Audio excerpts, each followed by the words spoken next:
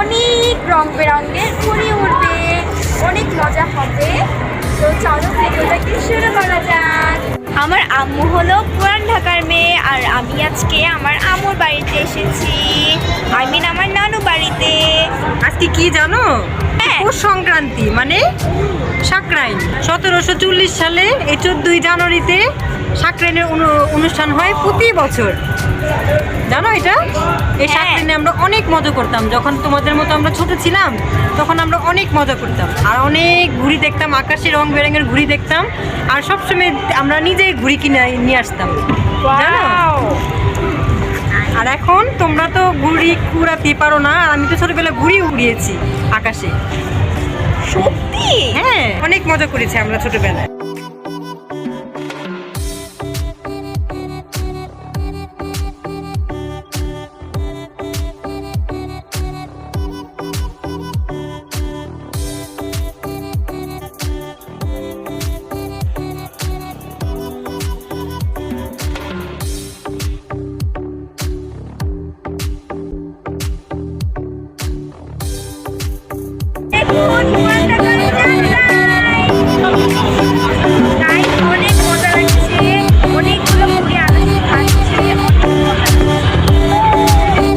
সাকরাইন উৎসব হলো পুরান ঢাকার ঐতিহ্যবাহী ঘুড়ি উৎসব।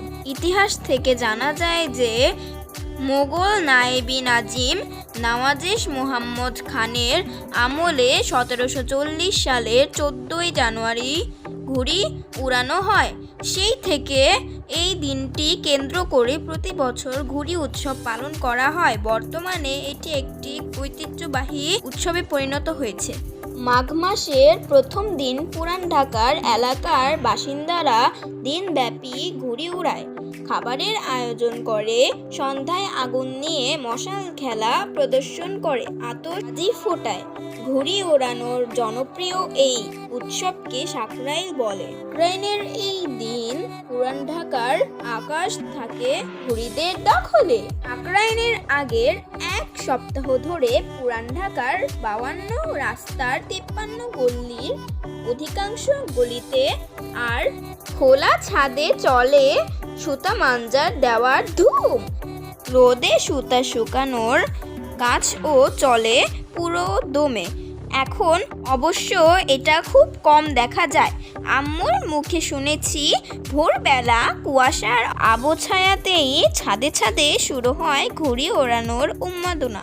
আম্মুর মুখে সাকরাইনের গল্প শুনেছি অন্যরকম, কিন্তু আমি দেখেছি যে ঘুড়ি তো খুব কমই ওড়ানো হয়েছে, বেশি হয়েছে ডিজে পার্টি। তারপরও আমি খুব এনজয় করেছি, খুব ভালো লেগেছে আমার। এই সাকরাইন উৎসবে আমরা সবাই একত্রিত হয়েছি, সো এই উৎসবটাকে আমি সবসময় পালন করতে চাই। পুরান ঢাকার ঐতিহ্যবাহী উৎসব সাকরাইন।